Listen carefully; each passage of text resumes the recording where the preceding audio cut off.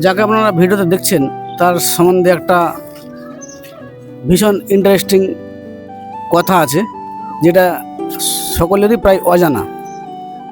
সেটা হচ্ছে এই যে মহিলা দেখতে পাচ্ছেন, ঠিক আছে, যে ব্যক্তি এই মহিলাকে দান করে, তো এই দানটা সে খরচ করে না।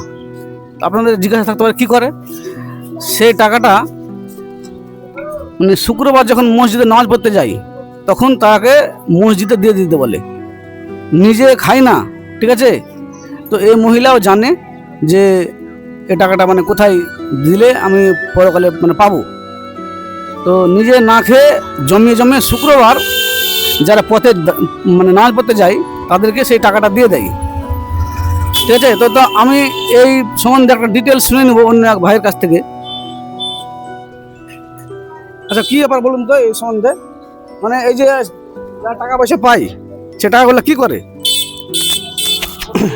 আমরা দেখতে পাই যে যে কোনো মসজিদ বা মাদ্রাসার আদায় করতে গেলে পুরো টাকাটা তা দিয়ে দেয়, এবং শুক্রবার যা মসজিদে দিয়ে দেয়। এছাড়াও বিভিন্ন সামাজিক কাজে ব্যয় করে। নিজে খরচ করে না? না, নিজে খরচ করে না। ও নিজে খরচ করে না, ওই লোকের বাড়ি থেকে যা পায় তাই খায়, এবং কেউ যদি টাকা দেয় সেই টাকাটা মসজিদ মাদ্রাসা ব্যয় করে দেয়, দান করে দেয়।